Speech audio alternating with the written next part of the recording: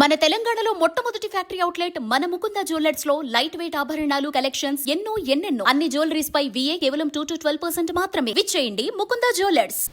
25 ఏళ్ల తర్వాత తొలిసారి అమెరికాకెళ్లే భారతీయుల సంఖ్య గణనీయంగా తగ్గిపోయింది.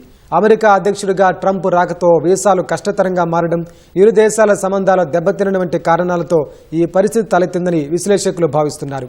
గతేడాదితో పోలిస్తే జూన్ జూలై నెలల్లో భారతీయులు అత్యల్ప సంఖ్యలో అమెరికా వెళ్లినట్లు గణాంకాలు చెబుతున్నాయి. గత ఏడాది జూన్ నెలతో పోలిస్తే ఈ ఏడాది అమెరికాను సందర్శించే భారతీయుల సంఖ్య 8% తగ్గిపోయింది. ఈ ఏడాది జూన్లో 2.1 లక్షల మంది భారతీయులు అమెరికాను సందర్శించగా గత ఏడాది ఇదే నెలలో 2.3 లక్షలు పర్యటించినట్లు అమెరికా కామర్స్ డిపార్ట్మెంటుకు చెందిన national travel and tourism data తెలిపింది.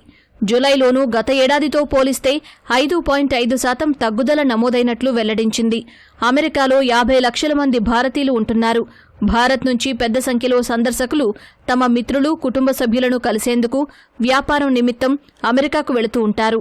2000 సంవత్సరం తర్వాత నుంచి వరుసగా 2025 జూన్ వరకు భారత సందర్శకుల సంఖ్య పెరుగుతూనే వచ్చింది.